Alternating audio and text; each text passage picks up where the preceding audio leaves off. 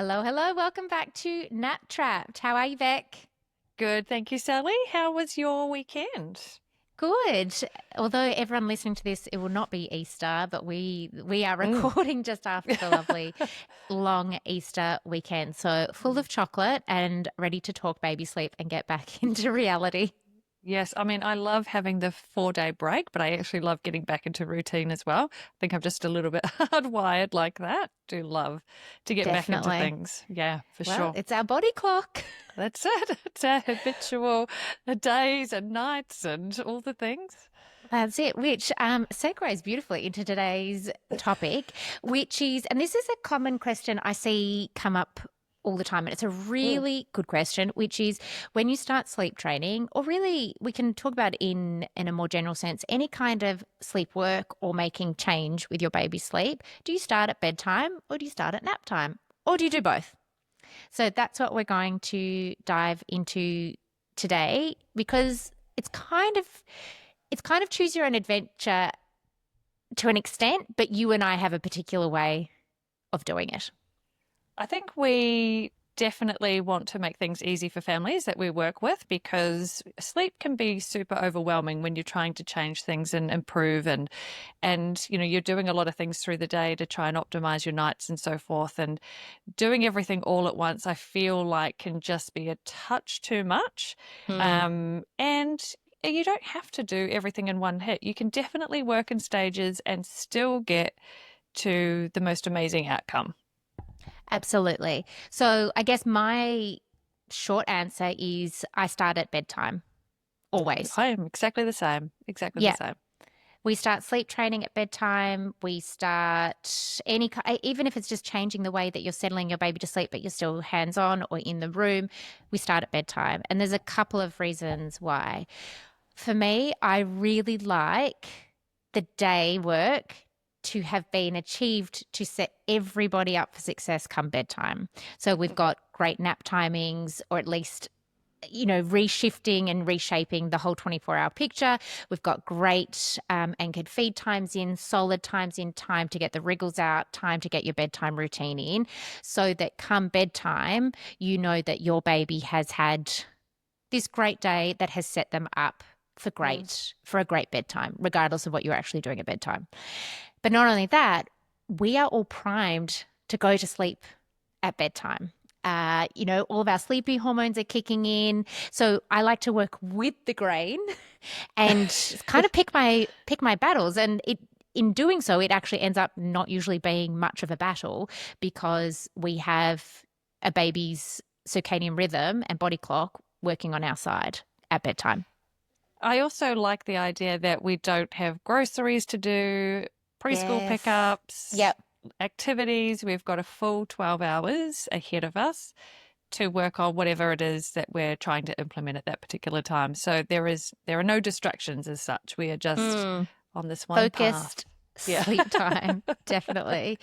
And in saying that, when I work with families over a 2-week package, I always start with bedtime and overnight. And I have never had a baby not fall asleep at bedtime. I have definitely had babies that don't fall asleep for a nap. And so that again is why I start at bedtime. It will absolutely happen. So the bulk of learning, so particularly if we're really working on self-settling and teaching a baby to put themselves to sleep independently, the bulk of the learning for me happens at bedtime. And then it starts to transfer across the night when sleep pressure is still high. And then once your nights are looking so much better and you are feeling much better rested, then we can go ahead and transfer that skill to nap times. Because overnight, the little ones are waking multiple times. So the more practice they get overnight, the more, well, their skill set starts to strengthen. And then Mm, you start to find. So for my families, I try and encourage them to sort of think about let's just work on nights for maybe 3 to 5 nights yep. to begin with, and we'll use more assistance for naps. But what will tend to happen is as their skill set develops and strengthens overnight, then the parents start to sort of find that the assistance that they're giving baby for the naps is starting to do it, like then it's not as efficient or they're not able to settle them in their usual manner. So babies are often sort of like, stop rocking me. I don't need all the Get rocking. out of here. Ah, I know how yeah. to do this now. Just put me in the cot, like, because they're Yeah. getting so good at it that they would rather be able to do that same sort of settling process in the cot for themselves. And so I think in one of our earlier episodes, we talked about how we can start seeing babies communicating with us in different ways, so they're different, without the the presentation of not wanting to fall asleep with all the help when they have been doing that for their whole little lives. That's communication in the sense that I can do this, give me a shot, give me Yeah. an opportunity to show you how I can show off. Yeah. And so that's the beauty of doing nights first, because you're really setting the stage. You're giving them lots and lots of practice overnight before you even start thinking about offering that same practice opportunity through the day. And I think if we just take a step back to further explain what you're talking about, is that we're talking about whilst you work on bedtime and overnight, in terms of getting those naps in, we don't mind how you do it outside of feeding to sleep, which we've touched on a Oh few yeah. times over previous episodes. So that's where we would throw the sleep training rules out the window and say, okay, we're asking for self-settling, beautiful self-settling, if that's the goal, at bedtime and overnight. And while you do that, you can be rocking, bouncing, carrier, watching Netflix and patting baby for every nap of the day, and still then be working on bedtime and overnight. And I have never also had it be confusing, particularly in those early couple of days when we're really just getting started, that we're asking for independent sleep at bedtime and overnight, but you can fall asleep in the pram during the day. If anything, what I find is that it breaks it down and makes it sustainable for families. They don't feel chained to the cot for three Yeah. naps a day, bedtime, overnight. It's not this all-encompassing lockdown of Yeah. sleep training. It also often minimizes tears Yeah. because, yes, there may be some tears at bedtime and overnight, regardless of your approach, but it can be really hard if you're thinking, I have to look down the barrel of sleep training all day and all night and having tears during the day and at bedtime. So if you can just get a carrier nap in, which maybe your baby loves, Yeah. great. Get that It nap in, takes, get it yeah. at the right time, build up some sleep totals because we work with overtired babies primarily. Build up some sleep totals and get your little one to bedtime in a really well-rested state without you hearing a baby cry for, 3 naps. Yeah. I think you've got to start on a really good wicket at bedtime. And then, then the nights are going to be much smoother, and then that will translate more into the day. And the same can be said for, other things. So when you're implementing different things, like unswaddling, you and I both do exactly the same. We unswaddle at bedtime first. We keep our little ones swaddled for the naps. And it's the same theory. If we can have really great naps in through the day with a swaddled baby, then you've got a full 12 hours come bedtime to work on the unswaddling. There is, we don't have anywhere to be. We've got a full 12 hours and they're well rested. So they're going to go into the night, optimized and to want to be able to fall asleep in a new and different and challenging way. But they've got the coping skills to be able to do that because they've had great naps in through the day. Yeah. And it just means, I think, we're also about sustainability. We work with families and primarily mothers that are doing a lot of this. Well, they're doing a lot of it DIY. Maybe they've got support from you or I or another sleep consultant, but we're still not there during the day and at 4 a.m. So in order for this to be sustainable, we stagger the approach so that you can actually see it through and meet your goals. And your baby, yes, they're tired and they need naps during the day. It's still a different level of sleep drive. It's still the middle of the day. A 1 p.m. nap is still going to be trickier than 7:30 p.m. bed when sleep pressure is just so on your side. So if we break it down and make it sustainable, then you'll be able to see the progress, celebrate the progress, feel so confident in your baby's newfound settling skills. And everyone, the whole family will be better rested when nights are looking better. Mm. That come nap time, it'll be like, oh, great. I know you know Yeah. how to do this. I have seen you do it for Yeah. 12 hours. I Yeah. know you've got this. This, yes, you're not expecting it, but I'm not asking you to do anything you don't know how to do. How to do. Exactly And then you right. just break it down. I usually work even just one nap at a time. Like we Mm. really stagger it. Yeah. Again, because you just don't want it to be overwhelming and you kind of do Mm. want to keep your days, together as such. So you don't want to unravel everything through the day. Even to the point sometimes where you might sort of go, okay, well, let's just give it a 15-minute toes in the water test out. So Yep. it's not necessarily committing to a sleep training technique. We're just popping you down. We're just going to see how it goes. Like, Can you do it? Yeah. can you do it? Be curious. And it's really important to adopt that, like that theory in terms of be curious about your little one, because we get into an autopilot mode a lot of the time where we just we do things the way that we've always done them because we know that it works in this particular Mm. way. But we tend to sort of just do it without sort of thinking, but what if, What what if if, baby can do it? what if Yeah. I put them down? I wonder what would happen if I just put them down and I just went out and just grabbed a load of washing off the line, or I just popped to the loo before I came back in and started to, pat them off to sleep. Like it just what if? And so sometimes just breaking it down into just can I do this for 15 minutes? If it doesn't work, then I'm just going to rescue the nap how I ordinarily would.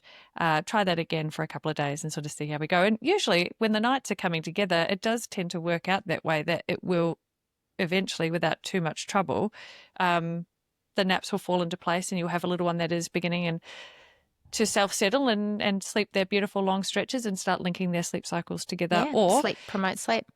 Or they're learned to fall asleep without the swaddle overnight. And now, nap one is no longer a swaddle. And then you sort of elevate your game to, okay, well, let's try nap two.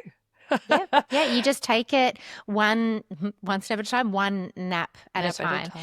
If I do a 2-week package with a family, I don't actually really talk about, I think you hit the nail on the head that we start with 3 to 5 days of night work. And what I find 9 times out of 10 is that honestly, it's closer to the day 3 that they're like, can we have a go? Yes. So already Yeah. families are like, I know he or she can do it and I would like to be able to do something else, or I've got a toddler, I can't be in there. Can we? And I'm like, yes, absolutely. We can take this up a notch and get started. And never once have I, in a 2-week package, not achieved nights and days all done in those 2 weeks. Yeah, I can say the same. In terms of the 2-week package, so maybe this is something that might be interesting to families out there. When we talk about our 2-week packages, I would imagine for some who are thinking about doing a little bit of sleep work that they're imagining that the 2-week package, it takes 2 weeks before sleep looks amazing. Oh, yeah, good point. Does it? Yeah, but I think, what we should probably clarify is that within the first week, you've practically nailed all your goals. Like you've got a little one who is, it can be sleeping through the night. It could be with one feed or no feeds, or you're getting very close to having the no feeds. Just depends on your age and stage and what it is that you would like within your 2-week, like what your goal is. Yeah, sometimes I work with families that want to keep one feed at 3 a.m. No problem. No probs. But, within that first week, you've practically ticked all your boxes. The second week within our packages is usually just the finessing. So just can we just get this little timing to work a little bit harder for us? Can we, move things around? Like we're really just tidying up loose ends, or what I like to say is ironing out the little creases. The creases, So that by the end of the 2 weeks, you feel super solid with how sleep is going, you are really confident, you know how to troubleshoot, you're primed and ready for the next stage, because there is always a next stage. Mm. You know, like whether that's in, 6 weeks or 6 months, you're always going to find that there's a schedule change and whatnot that you have to sort of tackle. So we go through all those sorts of things. So a 2-week package isn't necessarily, gosh, it's going to take you 2 weeks No, to on night find 14, you success. might finally get some sleep. That's Yeah. such a good way of explaining it. I often find week 2, as you sort of say, it's when real life starts to creep Yeah. back in. And, Mm. across 2 weeks, a tooth might pop out. Yeah. We might have some constipation. Maybe the Mm. toddler does come home and has brought home a cold, and the toddler's Yeah. up in the night, which wakes the baby up in the night. Maybe Yes. you sleep through the usual 7 a.m. and Mm. you really overcorrected an early Yeah. rise if that's what we were working on. And it's just those reality moments that happen Yeah. for all of us, where we just then, as you said, we troubleshoot and support, so that when we sign off, you don't think, oh, I've done this really micromanaged, insular, Mm. sleep training lockdown, and now reality creeps back in. We just guide you through all those really normal baby Yeah. moments. Maybe a baby was just being baby and they woke at 6:20, not 6:45. What do I do Yeah. then? Um, and so, A yeah, lot it's of about that families will guidance. get a little disappointed if their little one is unwell, or a tooth pops through, or they've got to head away for a weekend, or Mm. it just feels like, oh no, we were going so well. But I always encourage parents to sort of think about it as a positive, because you've got me on hand, or they've got you on hand to Yeah. guide you through and get back Yep. on track, and realize that actually you can have these tiny little blips and it doesn't derail anything. You just gain more skills in sleep and sleep work, and how it all fits together, to maintain great sleep and healthy sleep habits. So I always say it as a positive. You've got to. That's a silver lining in it all. Yeah. And I also feel like once a family is better rested and everyone's thinking clearer, after a great night of sleep, that's when all those other questions also start coming. They have Mm. capacity to think of those other questions, like, oh, we are going away. What's the best way with a porta cot? Or, what's your recommendation for portable white noise? Or how do I handle a Mm. time zone change? Or what Oh, do I do on this day? Because we've got swimming lessons that are starting next term. And so all of yeah. those, you can start to think ahead rather than be just, oh my goodness, Yeah. I'm so tired in the moment. This really turned into a chat about 2-week packages. Well, it's so funny, like, because halfway through that chat about the going on holiday, the amount of families, and it just takes me back to how life-changing sleep can be, Mm. is some families have not gone away on a weekend, not visited family, haven't had visitors come and stay with them, have never thought or entertained the idea of going on a plane or getting in the car and going for a long drive and having a family holiday, because they cannot see a way to Mm. enjoy themselves when they've got a little one that wakes so often, so frequently, needs so much. There's so much anxiety around sleep and movements and day-to-day life that, a holiday is like a pipe dream. It's, It's an yeah, too absolute hard pipe basket. dream. And just when that fog starts lifting and the excitement comes back, they're like, oh my God, I think we might book a weekend away. Or mum's sort of like, oh, the mother's group have got a, girls' night out, we're going out for dinner and I might be able to have a drink or two, like little things like Yeah, or that. I could get a babysitter because I don't need to Yes. breastfeed to sleep anymore. Yes. It's there's life. There is There is life life. on the And other side of great baby sleep. yeah, it really has turned from, do, do you do you work on nights or days first? And here we are. We have gone off on a Well, we're tangent, but showing it's the what excitement. when you start working on nights first, you will feel like this, because you will suddenly, and it might feel sudden. Like, Mm. honestly, I work with families where night one, like the night before we have our call, it is nightmare sleep for Yeah. them. They are at their wits' end if Mm. nobody is thriving. And on night one, baby may sleep like 10 to 12 hours. Like, honestly, that might Yeah. sound like I'm making it up, but honestly, it happens Mm. more often than not. Yeah. And so it can feel quite sudden, like, oh my gosh. what is this reality? But when you've had a full night's sleep, then you can tackle day naps. And, you and I also really work, we get it. We've got multiple children each. You have to have an element of flexibility. I personally love cot naps and I don't mind being at home. Yeah. But every now and again, I absolutely had to be out of the house. And if you've got children closer together, anyway, to each their own in different families as to how you want to spend your day. But there are naps where we will say, great, this is the one to keep going. And that's the one that you wear baby for, or you drive to swimming lessons and you just happen to take the long way round, Yes.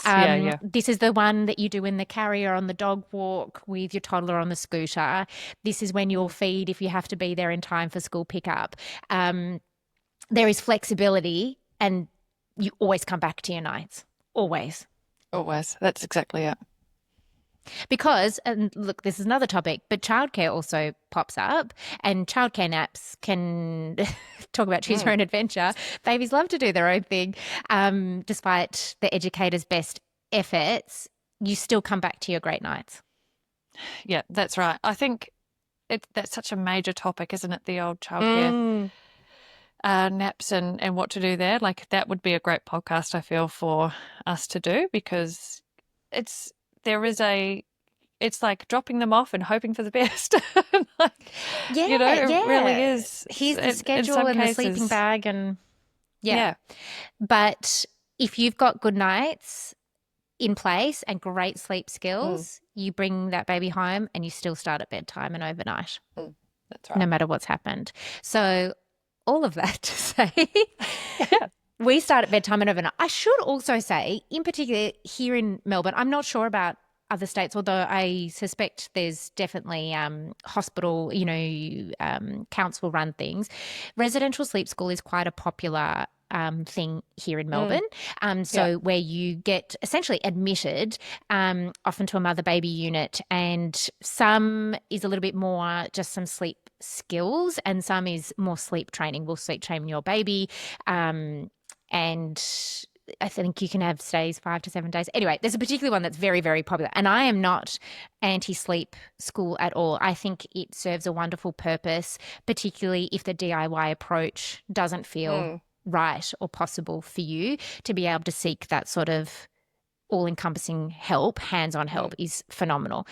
In those days, they will absolutely do days and nights all at once. And the difference between that and why we would structure it differently in whether it's just in our general advice, listening to this podcast, or a 2-week package is, again, you don't have a whole team of doctors and nurses and someone feeding you and saying, hey, why don't you go for a walk or, go and get your nails done. I've got this. I'll put baby down. And they take this like incredible 2-hour nap on day 2.